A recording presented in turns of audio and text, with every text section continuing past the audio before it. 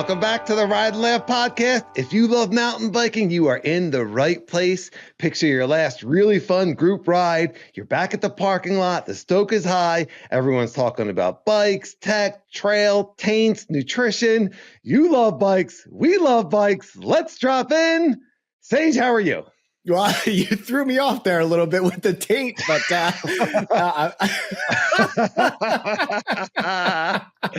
So there's a story behind that. I got a text from Denny Janetti. Yeah, great listener, and he's got his channel. Check out Denny Janetti.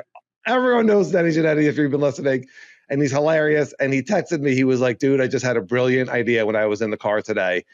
Throw taint into your intro. Just randomly throw it in there. Don't tell Sage." And I was like, "Dude, that's freaking great." So if you're not watching on the YouTube, Sage's face when I throw taint into the introduction of the podcast is worth tuning into.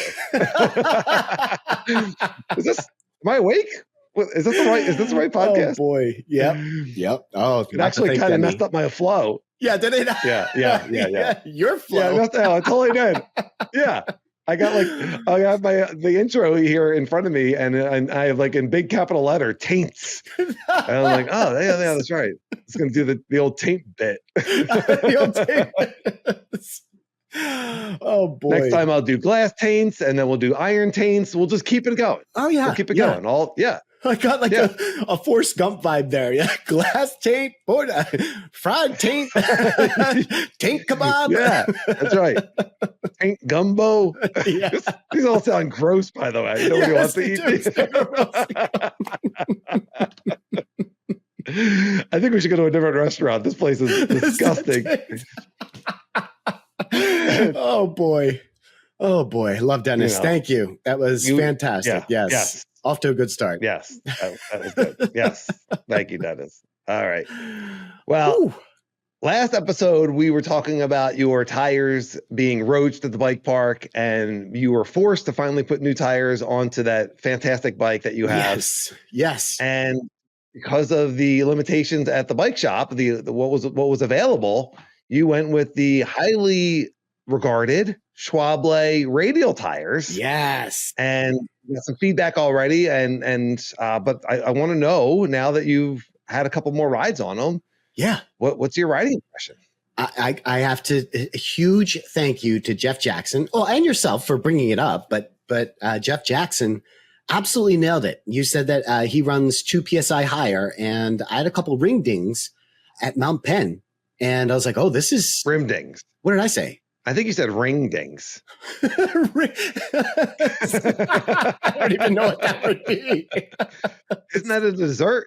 Isn't there a dessert that sounds like that? What is the dessert? Ding dong? Ding dongs? No. Ring dings? No, that's what you said. Yeah. Ride Life on a Gmail, YouTube comments. Yes. What dessert are we thinking of? Yes. Go ahead. Regardless. Okay, so a rim ding meaning you felt your rim hit a rock. I could hear it. Yeah, I could hear it. Yeah, every so often I could hear Mount Penn's pretty rocky, and so I'm going through this stuff, and especially on the downhill, you get that force, and it's just like that. That sound, and it's just like ooh, and you're just like, I just got away with one. Oh yeah, yeah. I know it well. Yeah. Yeah. So when I got back to the car, I pumped it up 2 PSI. Man, totally solved the problem. And it wasn't like putting the 2 extra PSI made it less traction-y. Like I still had tons of traction. Like it still rode amazingly. It's very strange, Danny, because like when you squeeze the tire, the sidewalls feel really hard, but like the tread part, the top of the tire, I guess, or the bottom of the tire, I don't know how you would describe that, but it's still very malleable. So it's a very interesting. Supple. Ooh, I like that. Mm-hmm. Oh, that had a nice ring. Let's talk about taints again. Now we got supple, we got taints. Let's see what happens. See where this goes. Today's special is the chef's finest, most supple taint. Taint gumbo. Yes.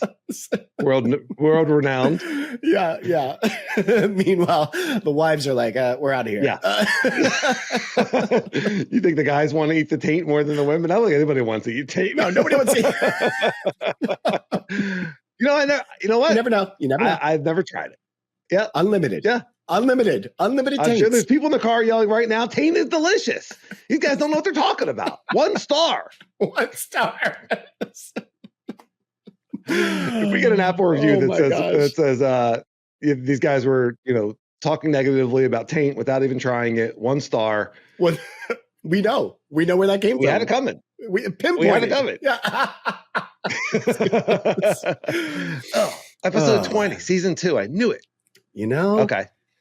Hey, you know what? I was thinking about something, and you brought up the reviews, and I wanted to bring up something to our listeners, and that is, oftentimes we ask for comments, but like also submit your questions. I don't know that you and I are the best when it comes to tech, but you and I are both very good at, well, you more than me, researching and finding out answers, and we have friends in high places. If any of our listeners have questions about anything, maybe we should do a segment, where we like highlight a question from somebody every week and you and I answer the question. Ooh. Oh, that could be interesting. Oh, I like that. Oh, they try and stump us? Does it need to be mountain bike? Does it need to be mountain bike questions? Or could we get someone send in like relationship advice, I give great advice, I think. Listen, if it's a relationship with your bike, then yes, absolutely. Bring it on. Bring it on. You struggling with your bike right now? It would have to, it would have to be like a relationship question. Like, my wife thinks that I don't ride enough. Oh yeah. She wants me on the bike more, something along those lines, which yes, that's a winner. What a great wife. That's a keeper. I don't think that's probably the question that's happening. But let us know. We have balanced these things. Yes. Yes. I mean, Dan is happily married and my wife completely supports my mountain biking. Yes, she does. And Sage went the other direction with that. I have many wives in the form of bikes. Yes. I have several relationships and they're all going very well. Sage gets divorced so you don't have to. Just like we crash so you don't need to. That's right. Yeah, that's right. Sage gets divorced so you don't have to. Yeah, learn from us. Absolutely. Listen, my bikes are absolutely. And my bikes are like our ladies. They all have a different flavor to them. I got the single speed. She gives me a hard time. I got the full suspension. She rides real nice and doesn't give me a hard time at all. I got the fat bike. In case you want to get a little spicy. Huh? I got the I got the DJ. Come on, man. Yeah. I got so many places to go with this. I guess maybe that would be a Patreon episode whenever we get our Patreon of comparing our bikes to ladies, because nothing I have to say right now is appropriate. It's appropriate, yeah. It would be completely offensive to our lady listeners. I don't mind insulting our male listeners with taint jokes, but I'm not going to insult our lady listeners by comparing them to fat bikes or to single speeds. I have a question. So obviously, like, my bikes are ladies. Do ladies think of their bikes as men? Oh, if I'm talking like on the trail, I'm like, oh yeah, she's a great ride. I'm talking about my bike. Does a lady say, oh, he's awesome or whatever? Do they refer to their bikes in a male sense? I would be curious about that. Listeners, let me know. Let us know in the comments, Ride Laugh on a Gmail. Do you think of your bikes in a male or female sense? Yeah. Because up until now, I did not know that you thought of them as female, because I don't think I've ever thought of my bikes as male or female. I've never named them. Oh. I have appreciation for them, but I never. You've never done that with their car? We're not talking about cars, and no, I don't. Well, yeah, that's true. Either. We're not talking about cars, but they're modes of transportation. And yes, I have referred to my bike as she, and I'm surprised that you haven't. Yeah. Maybe I'm by myself on this. Yeah. Ooh. Just when you think you know somebody. And they call ships her. There you go. I know, like Her Majesty's, right? Like big ships, and they were always referred to as ladies. Yes. And I think some of that kind of like moved over to vehicles and cars, and certainly you could do bikes. It with your bikes and that sort of thing. Yeah. I mean, do you name your cars? Do you name your bikes? Used to. Yeah, I used to. I don't have any names for the bikes, but I did have names for cars. That's so weird. Yeah, I wonder why I don't name my bikes. That's interesting. Okay. SS Taint.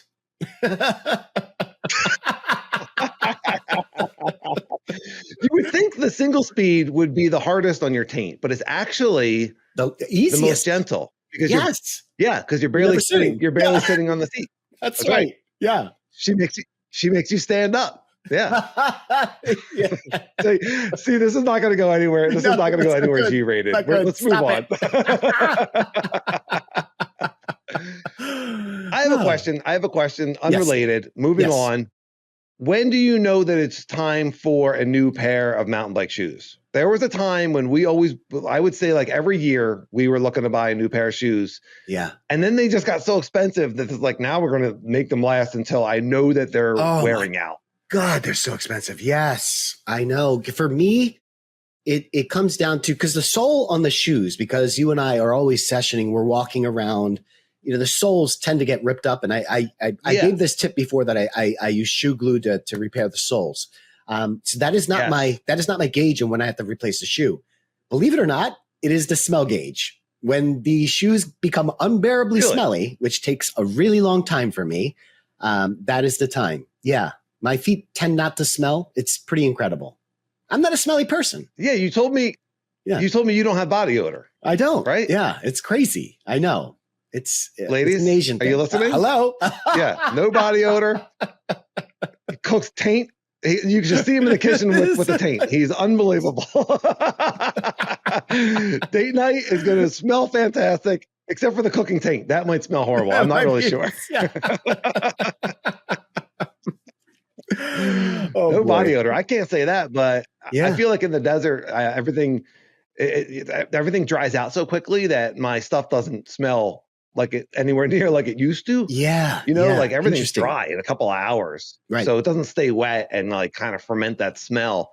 I'm noticing, I feel like my shoes, the stiffness might be starting to wear out a little bit. They might be starting to warp on the pedal a little bit. You know what I mean? Oh, that's interesting. No, I don't, but that's interesting. Yeah. Wow. Yeah. Huh. Maybe as a heavier rider, because I'm a bigger guy, maybe I notice that a little bit more. Sometimes I've ridden shoes enough where I can actually start to feel the cleat through the toe box. I can start to feel it more. And maybe I could just replace an insole or something like that. But out here, the trails that I'm riding on South Mountain, and Halls, but South Mountain especially, like my shoes are hitting things all the time. There's just so many jagged edges that you're riding by all the time.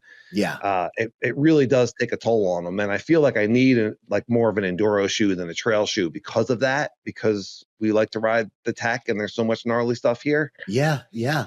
I am looking at the prices of these shoes and like the BOA system. This is really what another question I have for you. The BOA system, which we both have now, and the lace system, like usually the BOAs are like $40 to $60 more than laces.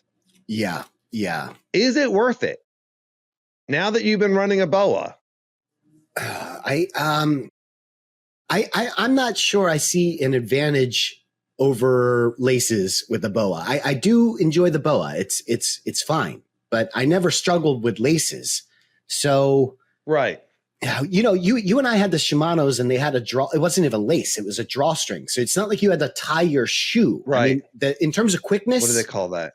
It was a quick tie or something like that. Speed lace. Thank you. So the speed lace and the BOA are equally fast. So it's not like, oh, well, I got to tie my shoe and this takes forever. No, they're both the same speed. The BOA, Pearl Azumi reached out to me and they said, would you like to try out these shoes? So that's why I have the BOA. I wouldn't have chose the BOA. I thought that was actually a bad idea for mountain bikes. Yeah. As it turns out, the BOA is great for mountain bikes. I mean, I have not had a single issue. I was worried that a rock would hit it and then that would be it. Then, you'd have to get a new BOA or maybe you would screw up your shoe. But that has not been the case, Danny. How have you done? Because you have two BOAs on your Fox. What was it? The Fox what? The Fox Union, yes. Right. They have two BOAs. Yeah. And I was kind of a shoelace guy also. I really like the speed lace on the Shimano's, but that's kind of gone. Yeah. I would say the major, and so by BOA, for anyone that doesn't know it, it's a dial that turns it's kind of a cable that's in the shoe that mimics a lace. That's right. So instead of tying your shoes and tightening them, you're just turning this dial and then you pop it open to release it. Right. The main benefit is that you can dial in the tightness on the trail really easily. So Oh, I have always found yeah. that when I start, you know, like I'm usually like just tightening my shoe a little bit, like 10, 15 minutes into the ride, because the shoe loosens up and that sort of thing. So I Okay. think that's the main benefit. Maybe it's a uniform security to the shoe. The drawback is that you can break the boa. And Yeah. I broke one, and one time I had the cable snap. Now that was a desert trail, so fortunately I just went back to the car and had spare pair of shoes in the car, and I put those on. But if that had been like on a trip or something like that, Yeah. like that's kind of a disaster. Whereas shoelaces are harder to break.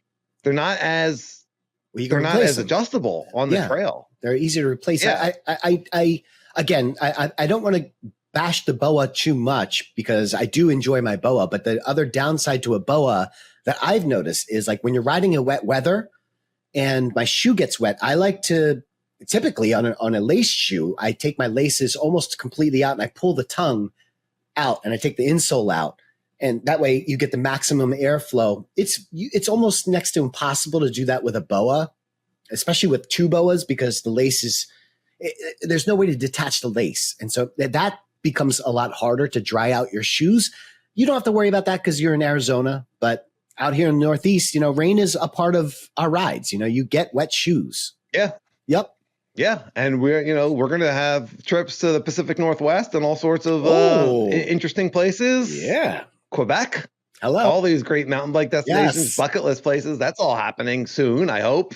So yeah, and that's a really interesting point. Listeners, let us know, laces versus boa. I'm going to put off buying anything until I get some feedback, and maybe until like Black Friday or something like that. Like try to get something on sale. Yeah. You like those Pro Lazumis though, right? Oh God, I love them. Yeah, I liked it so much that I ended up buying another pair with my own money. Oh yeah. So I have yet to get to the review. It's I haven't had time, but yeah, I absolutely love them. They're fantastic shoes. But in any case, I'll put a link to it. They're not that expensive. They're like around $100, which is it is a lot of money, but it's also quite reasonable for a mountain bike shoe.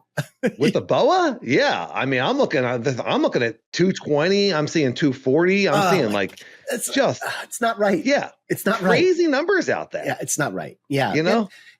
I know there's inflation, and I know things have gotten more expensive. You know, I go to the grocery store, things are definitely more expensive, but yeah, man, dude, this is what people talk about, you know, like mountain biking is such a privileged sport. It's like golf. It's so hard to like get into it. If you really want to get into it, like, I'm not talking about like go buy a commuter bike at REI and, you know, hit the rail trail. There's nothing wrong with that. That's fantastic if that's what you enjoy doing.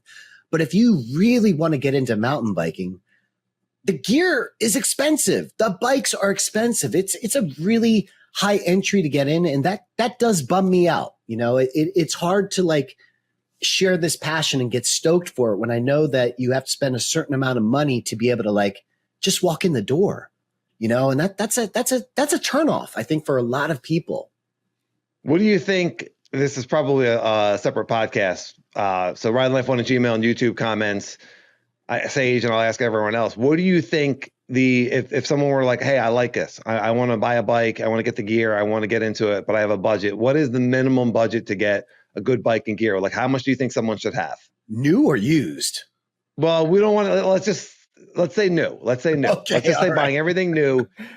Yeah. Because I read mountain bike action and I see you still get mountain bike people action? Asking like, I still get mountain bike action in print, dude. Whoa. I get it in print. Oh, I love it. Yes, they have a digital version. Yeah. I get it in, yes, I get it in print. Good I love for it. It's the only magazine that still comes to the house. Yeah, but I do. I like having it. Yeah. For anyone that doesn't know, mountain bike action and dirt rag, I would say were I mean, like that was a good day when your magazines showed up in the mail. Yes. I mean, this is before social media, you know, This is before YouTube. Like we didn't have there was no mountain bike content. It was like talking to your friends. This was it. Yeah. And the day the magazines came in the mail. Yeah.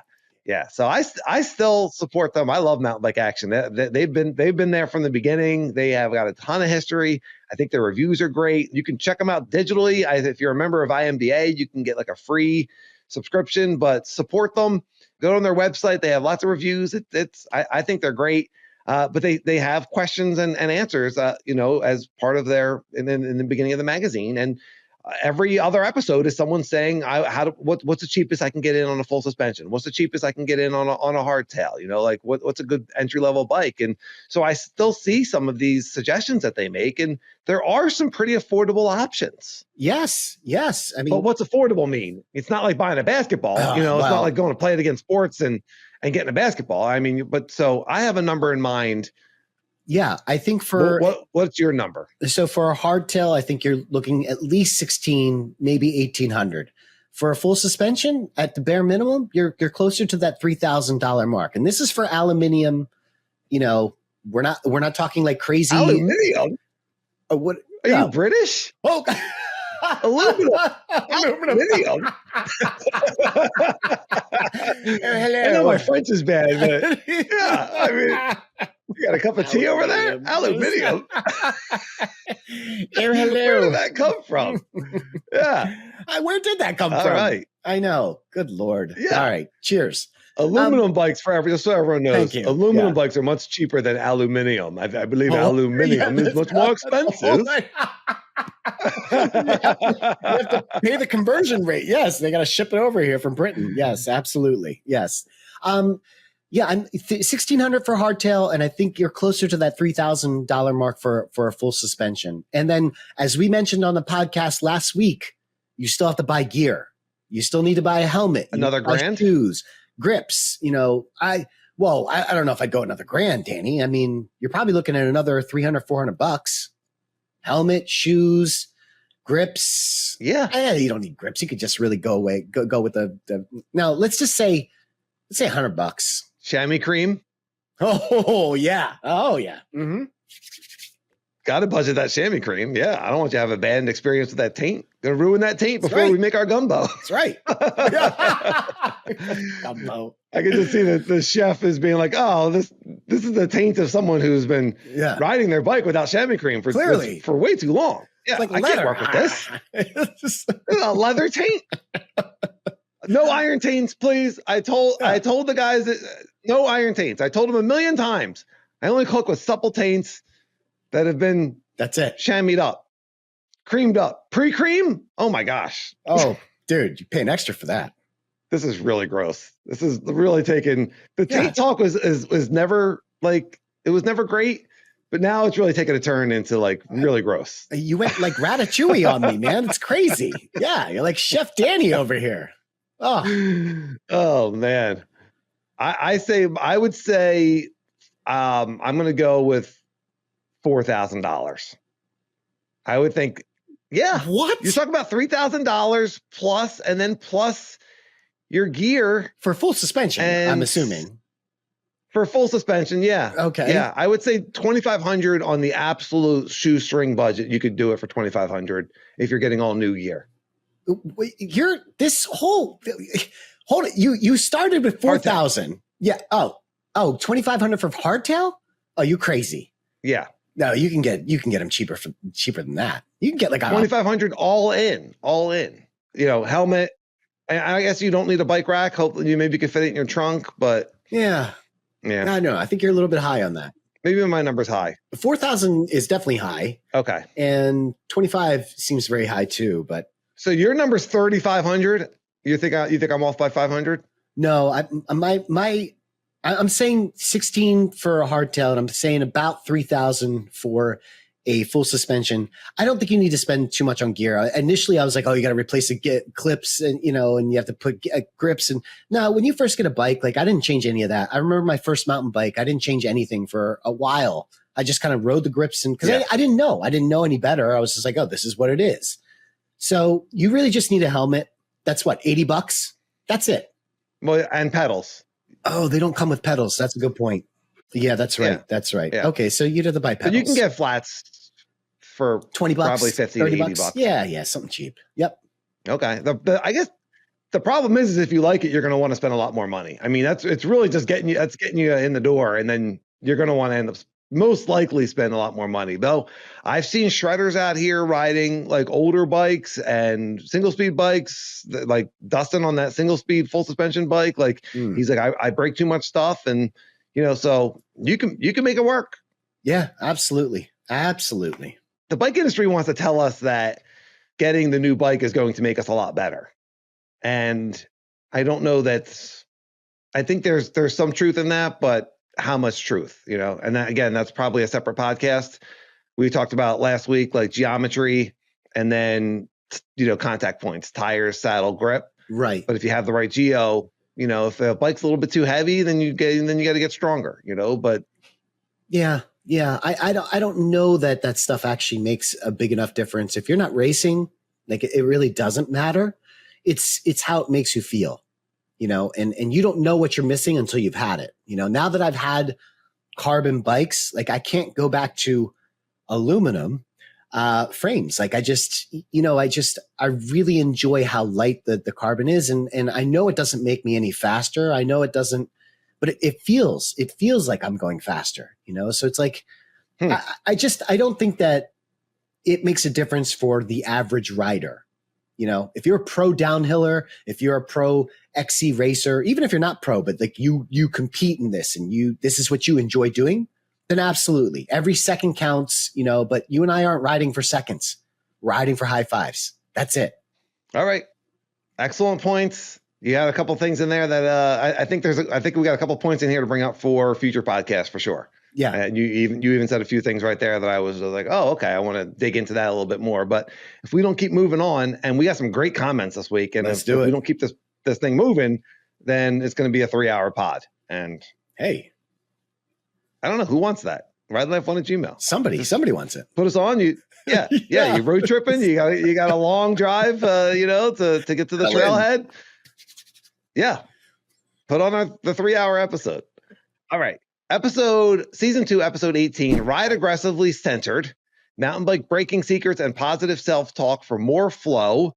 And in that episode, we talked about the self-talk that we say to ourselves, and sometimes when we say that out loud. Yes. And we said, who is the talker? Who's talking to who when we're talking to ourselves? Yeah. It's kind of like, and it kind of feels like we have like our coach, our confident self talking to our less confident self, the fearful part, right? And we say it out loud and we lock it in. And so Nikki SHREDS, who also calls himself on Instagram at Low Key MTB, if you want to follow his Instagram. Yes. But Nick's an awesome dude. We've ridden with him many times. He's a fantastic jumper.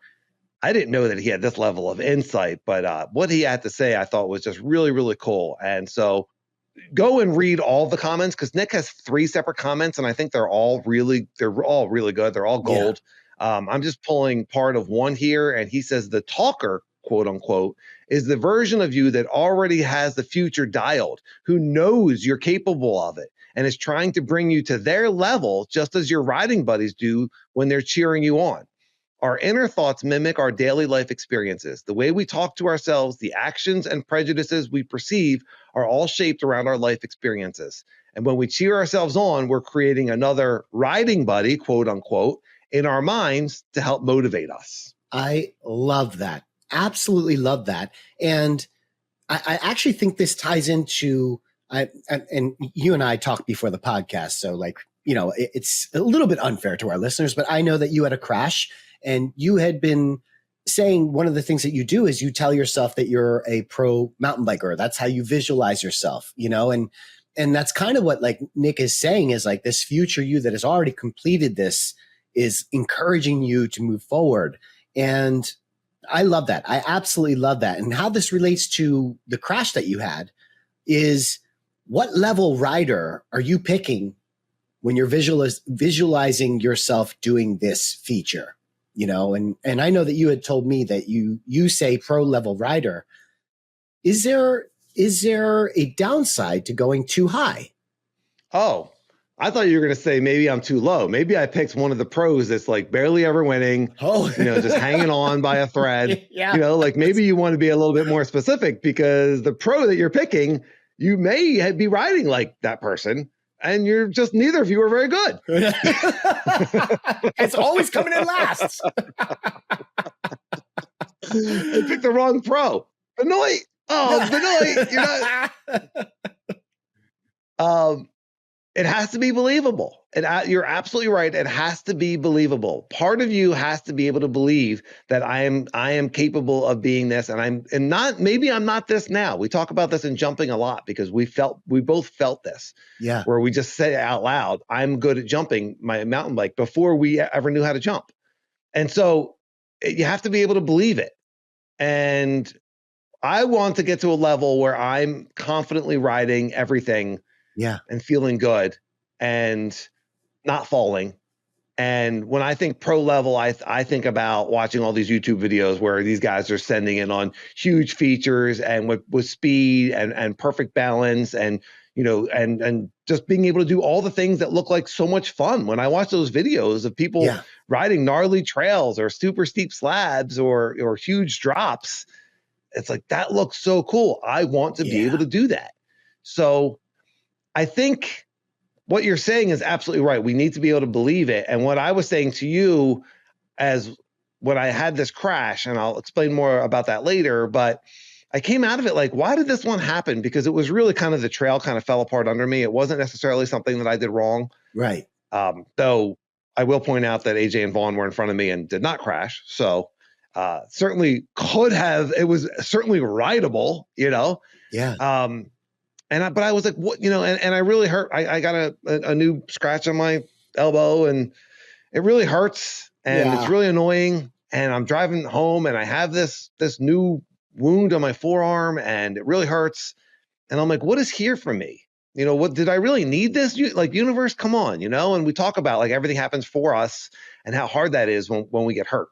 Yeah. And I just started thinking, I don't think that I have actually been believing myself when I say pro level rider. I think that I have these unconscious limiting beliefs of fear and just you're not that good. You're not that guy. And I think they're a little bit unconscious. And I think that this has helped bringing that to light. And I want to let go of those thoughts. And I want to, like, the future self, the future Dan is pro level. And I'm a good rider and I've gotten to be a much better rider. And there's no reason that I can't continue to progress to that level as long as I don't get in my own way. Yeah, that is really interesting. To just go backwards a little bit and because I do the same thing. I visualize myself doing a feature or riding a certain way. I've never once ever gone to that pro anything. Actually, I've the visual and everything has just been me. It's always been me. And I'm really hyper focused on exactly what it is that I wanted to accomplish. So if it's a jump, if we're sitting at I was doing this at Dominion, we're at Mountain Creek. And I was just like, that section, that lower Dominion with the 3 jumps, it's iconic because you can the session jump trail. it. Yes. And I just remember level jump trail at Mountain Creek Bike Park. Yep. Mm-hmm. And we had just kind of pulled off and we're just about to do it. And I was like, okay, I just visualize myself, not somebody else, or I was somebody else, myself doing those jumps. And how did that look and how did that make me feel? But it's me. It's me. I am the vision. I am the person that's doing it. And it feels really, really good. And I don't think about anything else. Like, that's it. It's a very hyper focused visual, and it's not like a vague thing. It's a very specific thing. And if it's a move, like if it's a jump I've already done, it's like, okay, it's a move, then I'm like hyper focused on that move. And I guess my point is, Danny, for me, it's very important to be that specific. If I make a statement and it's too vague, then it doesn't help me. Like saying I'm a good mountain biker is too vague. Do you know what I mean? Like, what is it? What is it that you are about to do? Like if I'm about to hit the drop, I'm saying I'm good at drops. If I'm about to hit a jump, I'm good at jumping, not I'm a good mountain biker. Yes, I agree with that. When I say pro level, so I write in a gratitude journal. A lot of mornings when I get up, I'll write in a gratitude journal and I'll write things that I want to happen. And like Nick is saying, I'm kind of creating the future version of me, and then that future version of me is communicating with Coaching me you. Yeah. that you got this. Yeah. Yeah. So I really, really love that perspective. I think when I say pro level, I want that level of confidence. I want that. Yeah. That I got, no matter what the trail throws at me, I know what to do. I'm reacting with the proper technique, not this fear technique of getting too far back. And then my front tire is a little bit loose, a little bit unweighted, and it's easier to wash out. Right. If I'm crashing recently, I'm not there yet. Do you go out on any rides, and do you have intentions set? What do you mean? Like a mountain bike intention? Yeah. Like I know that my intention for the last, I guess 2 or 3 rides, and it's changed a little bit because I'm riding new tires, so I'm still getting used to that. But I set goals and intentions for that specific ride. Like on this ride, I'm going to work on this, and that's it. It's a very hyper focused thing. And so I'm watching videos of myself, and I noticed that like I'm saying I want to get forward, and I'm looking at the video, and I'm like, I can still get more forward, and so that's what I've been hyper focusing on is like, and that's not just on slabs. Like you can get that chin farther forward, and every ride I've been working on that, get my chin farther forward. When I think I'm forward, go even further, and that's it. That's all I'm working on that ride, that whole ride. That's all I'm saying. It's like that mantra that you're keep it rolling. I'm just like, get forward. And I'm not saying it out loud, but I'm thinking it the whole time. Do you ever do that? Like for a whole ride, this is my intention. I just want to do this. Absolutely. Things that we talk about, I will take into a ride. Braking. I want to be more conscious of when I'm using my front brake and my rear brake. That's something that I'm doing now after the comments, which we haven't gotten to yet. But yeah, certainly bike body separation, staying centered, aggressively centered for me is kind of like that being forward for you. So my best rides are when I'm kind of like really engaged on working on something. I feel like, but then there's also just letting go and trusting and flowing and letting it all come together. Yeah. And that's kind of a magical moment. But I will write things like, one I have here, this is probably before a ride, is my intention for that day is trust my skills, move with confidence, and flow with presence. So that's certainly in life, right? Trust my skills, move with confidence, and flow with presence. That's throughout your entire day. But something like that really applies on the trail. Trust, flow, present. Whether you're working on something or not, you're in that moment, trusting and flowing. And I think that setting an intention for your day, whether you're riding or not, is awesome. And then setting something that you want to work on when you're actually out on the trail is equally awesome and can be really helpful, keep you locked in. Yeah, I love all of that, man. When does this go wrong? When does the intention go bad? Well, can you go too far forward on your bike? You say you wanted to go more and more far forward. Could you go too far forward? Could you move forward at a time that's inappropriate and cause yourself to get into some trouble? I wasn't going to go down that road. No, I have not experienced that yet. I that would be awesome. That would be a really great day if I was just like, wow, I went too far forward. Like that would be amazing. I have not gotten anywhere near. I've done it before. Oh, have you? OTB. Yeah, you haven't like. Yeah, it's called over the handlebars. It happens to me pretty regularly, unfortunately. I have not reached that limit. Every time I look at a video, I'm like, no, you can still go farther forward. I was more talking about when I set the intention and I get that mixed up with a goal, and that's when I get upset with myself, and that's when things start to go awry. When I mix the two up, and I know they can be so close together. And we talked about this on many pods. The expectation shouldn't be that you have to do these things or whatever. Set a goal, and that way, if you don't reach that goal, you don't have to be so upset with yourself because you weren't expecting to do it. It's just like, this would be nice. It would be nice to achieve this. I know it's a very minuscule, but words matter. Words matter, and how you say things to yourself matters. And so I make sure that I'm very careful about that with myself. I want to leave space for grace. Space for grace. I love that. I want to leave space for grace so that when things go wrong, I have an out, and I don't have to be like, you suck, Sage. Be you know what? All good. Let's get it next week. All good. Space for grace. Could your intention, and I find myself doing this, I think quite often, where my intention is to approach the ride with grace. My intention is to deal with the feature when I get to it. Love that. Right. I'm not going to think, if I can't visualize doing it with confidence, then I'm just going to deal with it when I get to it. And I talked about that a lot. And it's something that I struggle with. You do. My brain constantly wants to bring up the fact that this is coming up and it's scary and I should be worried about it. That is nutsos to me.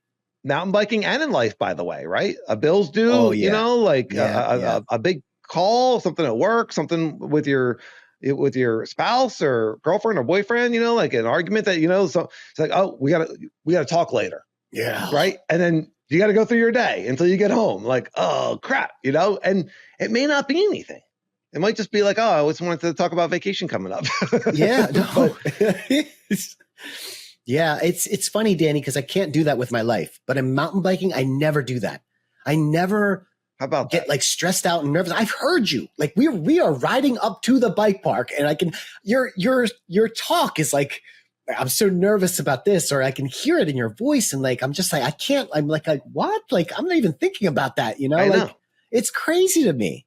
Am I the only one? Ride Laugh 1 at Gmail, YouTube comments. How many people can relate to this of doing something that even I've already done? Yeah. I'm and now I'm like, well, I haven't done it in a really long time and I'm not so sure and I don't want to make any promises and I'm just going to, I have to kind of calm myself down, because for me, it's that primal part of my brain, that's survival. Like, you don't need to be doing this. You don't need to be putting yourself at risk right now. You could just go out and get something to eat and not do this at all. Yeah. Except that's no fun. I want the fun. I want the challenge. I want the little bit of danger and I want the success. I want the stoke. I want the progression, and I can do it. But I have to be aware that I have these really kind of primal subconscious thoughts of just don't do it, dude. And let's make you scared so that you don't have to take a chance of crashing. And then of course I don't end up crashing on that stuff anyway. I end up crashing on random parts of the trail. And yeah, but I think that's my point, Danny. The fact that you're getting nervous about it is your intention is that you are going to hit that feature. And that right there is already the full stop no is what I'm saying. I don't do that. And here's a great example. I have been dreaming about that 38 special slab. I haven't done it in a very long time. Since you left, first of all, I can't find anybody else that wants to do it, or even go to it. But I've been dreaming about this, and explain the slab again real fast for 38 listeners. Special slab is a super steep slab at Mount Penn, and it's near vertical. It's very short. It's not a very long slab, but it is near vertical, and the entrance into it is harder than the slab. You're just working so hard to get to it. When you finally get to the edge, you have to throw yourself off of this. There's a typical slab you can kind of roll up to the edge and kind of roll off. This one, you're doing all these moves to work to the edge. And then at the final moment, because it's slightly uphill, you have to pedal crank over this thing. It's a very nerve-wracking slab. I have been visualizing wanting to do this slab, especially on the new Stumpy. And every time I go to Mount Penn, I think about it oh man, I'd love to get to the slab. And then I let that go. I literally let it go I went to Mount Penn with Stick and Greg, and it didn't happen. And I wasn't nervous about that slab. I wasn't anything, because it's literally waiting till if that moment came up, now it's time to think about it. But up until that point, it's just a wish. It's just a goal that I'm putting out there. There's space for grace there. When you think about it, are you thinking about that? That's awesome, by the way. And I would like to learn more about that and certainly be mimicking that of just dealing with it when I get to it. Yeah. There's goals, you're interested in riding the slab again, but it's going to happen when it's going to happen. It's going to happen in perfect timing. And that goes back to trust, just trusting, which is part of my intention that I read you that day, of trusting your skills, trusting your path, trusting everything's going to work out. Everything happens for you. So there's no reason to worry about it. I'm much better at doing that in life than I am so good in mountain biking. Yeah. In my life, I'm able to, and I've got a lot going on right now. Anyone that knows me knows there's just thing after thing after thing. My life has been really interesting lately, to put it mildly. Yeah. And the only way I can get through this is just trusting that this is all going to work out for the best. Out of the situation, only good will come, and letting it go and not worrying and rolling with it. And that does help. I'm sleeping. Yeah. It's okay. Everything's going to work out. When it comes to mountain biking, for whatever reason, I have more anxiety. Maybe it's the physical component of it. It must be the physical falling and getting hurt component. Yeah. That my brain is just kind of like in that survival mode. And I think the way to deal with that is to just not think about it.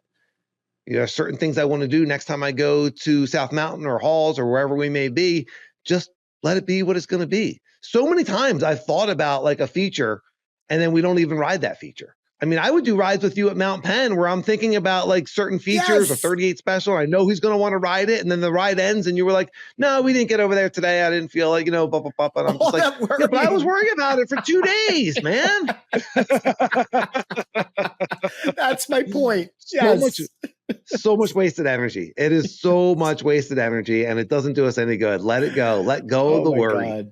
Yes. Let go of the worry on the bike and in life. I mean, and I think that's where the magic is. I think that's where flow happens in life and on the bike. It's so much more fun. Just don't worry about it and just deal with it when it comes. Because your future self is going to handle it. Yeah. Your future self has got this. Trust it. Yeah. Yeah. Wow. Holy moly, man. Yowzers. Awesome stuff. Yeah. Thank you, Nick, for that wonderful comment. And I highly encourage everyone to let us know if you have any questions. This mindset stuff is really where the rubber meets the road. Oh, so good. So much in mountain biking, whether you're, looking to do gnarlier things, tech or jumps or drops, or you're just looking to get faster, or you're just looking to have more fun, or you're a beginner and you're just looking to, get a little bit more speed or keep up with the group a little bit more. Let us know what questions you have. Let us know how this mindset stuff works for you and what we can assist you with. And, it ties into life also. It really does. The synchronicities between our sport and the challenges that it provides to us and gives to us. Everything happens for us. We get to have these experiences. Yeah. It really unlocks. For me, it unlocks a lot of flow in life. If I can flow on the bike, if I can flow on the trail doing these gnarly things and have confidence and fun and fall and get back up and still feel good about myself, anything's possible. I got it in life. Yep. And be able to analyze too, and figure out, analyze is maybe the wrong word, but like figuring out why does this happen? I know that Shelly, she's a listener of the pod, and she's going through a phase right now where she's gone through consecutive crashes and she's starting to question like, why is this happening? And like, I know the feeling, Shelly. Yeah. But like how to approach that. Yeah. Yeah. How to approach that is pretty interesting. Like it's certainly not a space that you want to get negative. And that's hard. It's hard to like not get negative on yourself, but there's a reason why this is happening. We got to figure that out. In a positive way. Yeah, it might be beyond technique. It might be technique. It might be, like coaching will help you. Get one-on-one coaching. Like there's something that you're doing on the bike. It might be technique. And after you get the coaching, not only are you riding safer, but you're riding faster and better and having more fun for all the years that you still have left the mountain bike. A couple of days of coaching. It might make all the difference. It might be something else. It might be something else. It might be. Your mind might not be on the ride. Are you falling on stuff that you're zoned out, or something else in your life is happening and you're thinking about that and not on the ride? I don't know. And certainly I don't know Shelly's situation. So like, I don't know what the crashes were and I don't know what the causes were, but when I'm falling, like these are all things that happen, it's not always skill. Sometimes I have the skill and it's just like my brain wasn't there. I wasn't thinking. Sometimes it's just stupid. Like I just fell on pavement, because I had new tires. Like, I don't know. Sometimes you're tired. You could be tired at the end of a ride and and now you're like, you should probably not do that last lap, or you should probably get back to the car or take it easy because your processing speed isn't quite right. You said something last week. I think it was last week that you said, know thyself. Yeah. And you were talking about riding behind Ethan. and Mountain Creek and how fast he was on the downhill bike. And he's a pro level rider, a real pro level rider. His future self is even faster pro level rider. That's scary. My future self is intimidated by Ethan's future self, or maybe they can get together and ride together. I don't know. Just be like, yo, by the way, my future self really enjoys riding with you, with your current self. Yeah. But I can't keep up. My current self can't keep up.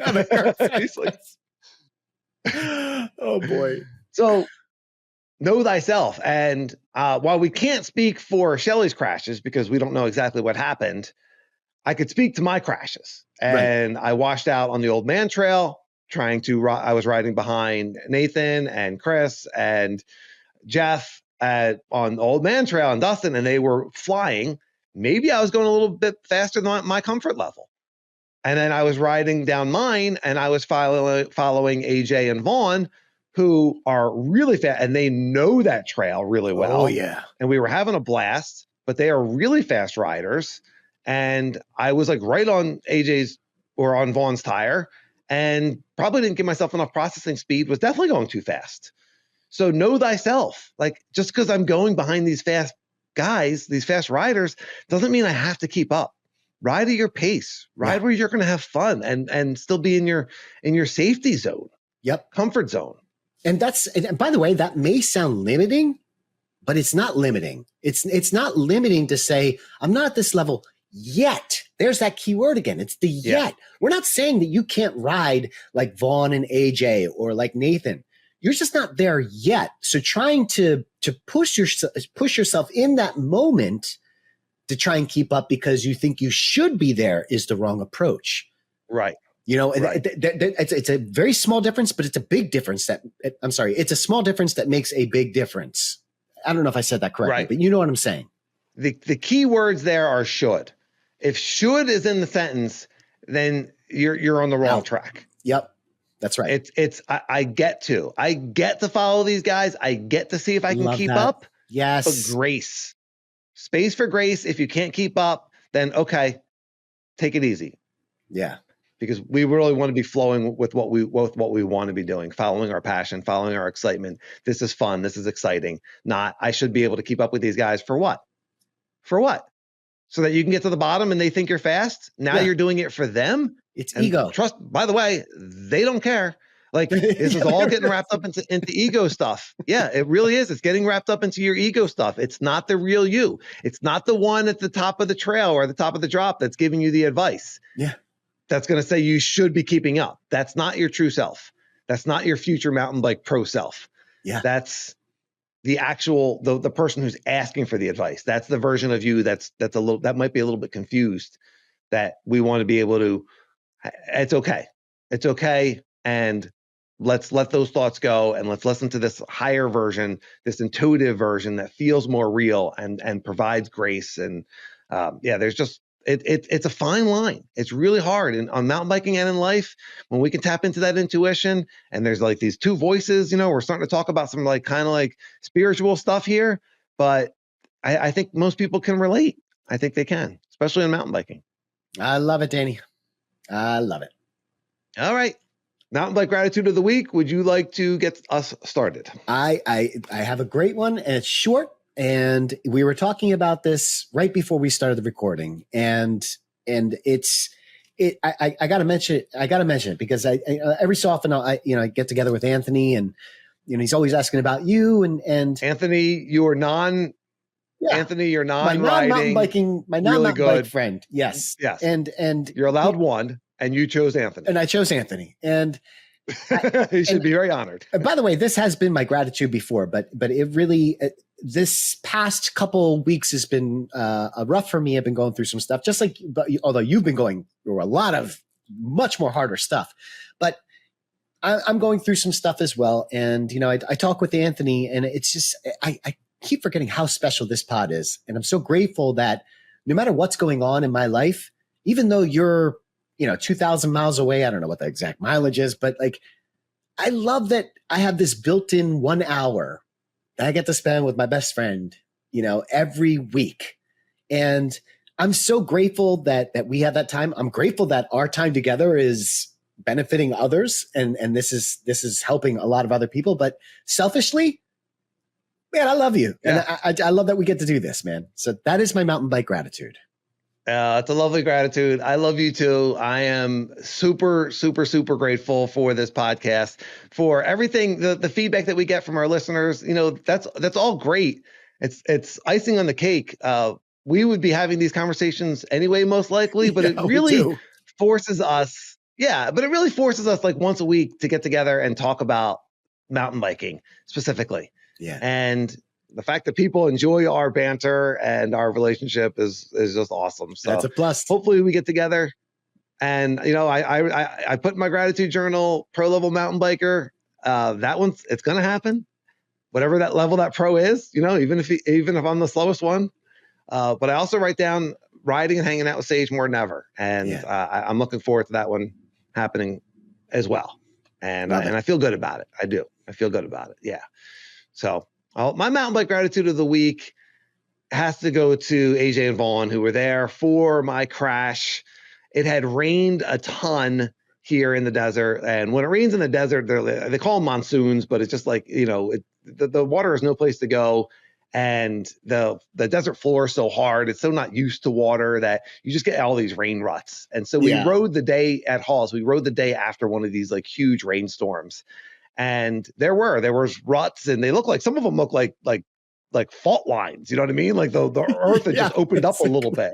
Yeah. And the side of the trail was still intact. So those guys, I think, rode through the middle of the trail. I tried to ride up the side, and little did I know that trail just collapsed into the rut. So we were looking at my tire tracks, like what happened? It looked like I tried to stay out of the rut, and then that trail just kind of like fell apart, and I fell in. And I really fell, and I hurt this forearm. It was really ugly. It was really gashed up. Do you remember when we rode Sunset Ridge out here, like whatever that was, 5-6 years ago? Yeah. And you got cut enough where you were bleeding. You had to stop to empty the blood out of your glove. Yes. Oh God. Yes. Terrible. Well, this ride ended like right soon after that crash. Yeah. But the glove was filling up. I was thinking about you. I was like, oh, it was bleeding that much. Yes. It was also like raining on us and everything. So it was just a gnarly looking wound. Yeah. But those guys were awesome. Like you would expect any cool mountain bike people to be. And, you know, I just really appreciate that. And then, you know, texting me later on, like, how you feeling? How you doing? And AJ's brother-in-law, who's a chiropractor, recommended Manuka honey as a healing salve. Yes. So I'm going to have to give more follow-up. I'm going to have to give follow-up on that later, because I was using it and I feel like it is really helping. Yeah. So Ride Laugh on Gmail and YouTube comments, if you've tried the honey. I have a story of the honey, so I'll do that as a separate kind of bit. But yeah, gratitude to, you know, mountain bike community is awesome. Gratitude to AJ and Vaughn in particular for just being awesome dudes, and I appreciate that. And I'll be back on the bike soon. I look forward to it. I can't wait. I could use some dirt therapy, honestly, but you know, we go with the flow. I love it, Dan. Space for grace. I could Space for grace. Do the mountain bike tip with the honey, because I have actually used the honey, and it is fantastic. However, that is not my mountain bike tip. My mountain bike tip has to go back to my tires, and that is, I have a set of American Classic Bassonite tires, which I absolutely love. I unfortunately, on one of my rides, got like double puncture. They're very close to each other. It killed the tire. I had to get rid of the tire, but I didn't get rid of it, and I'm going to save it with tire patches. My mountain bike tip is tire patches, and these are great. I mean, these are brand new tires, so I don't want to get rid of it. Like that would have been so wasteful. I can save them with these tire patches, and the tire patch is great for slashes or punctures that are bigger than what a dart or a tire plug can handle. So it'd be a longer gash, and that's what this is. And the way that it works is you just scuff the rubber, you put a little rubber cement type of glue on it, and then these are very flexible. They move with the tire. You can save your tires. I do not recommend saving your roach tires, but if you have a tire that still has life, this is a great way to save them. So that is my mountain bike tip. I'll leave a link to the tire patch that I use. Yes. That's a great tip. I've used that before. There's nothing quite so discouraging as like getting a big sidewall slice on a relatively new tire. Yes. Oh. Yeah. Or just even a tire that's got like a ton of tread left on it. And you're like, and sometimes you get 2 slices in it, like a snake bite, or something like that. And it just seems like, oh, that tire's garbage now. And it's got so much tread left. Well, you could actually just, those repair kits are probably like $7 or $8. You can so cheap. You can save the tire. Yep. Yeah. And I don't think I know I've used them before. I don't think I've ever had one fail on me. I think once I've patched the tire, I think it's been good to go. Yeah. They're pretty good. Yeah. Yep. Absolutely. Let us know. Ride and Laugh 1 at Gmail, YouTube comments. Which tire patches are you using? We'll put a link for the one that Sage has used most recently. If it's an Amazon link, it's an affiliate link. So if you want to buy it, then go through through the comment section. That helps out the podcast a little bit. But let us know if you've had good or bad experience with the tire patches, because I haven't used them enough to be definitive about it. So I'm curious to see what people think about that. Awesome tip. If you're still listening, you are definitely one of us. You love talking bikes and taints. Let's just say bikes. Let's just say. It doesn't go in the exit. It only goes in the intro. That's right. Is that? No, sorry, Dennis. I tried fitting it into the exit also, but you love riding and talking about bikes. We appreciate you. Please rate and subscribe on your podcast player. Leave us a comment or a positive review. Give us a comment on YouTube. Give us a thumbs up. Tell your friends. We appreciate everybody. Have a fantastic week and a great week of riding. Ride and laugh. I'll see everyone.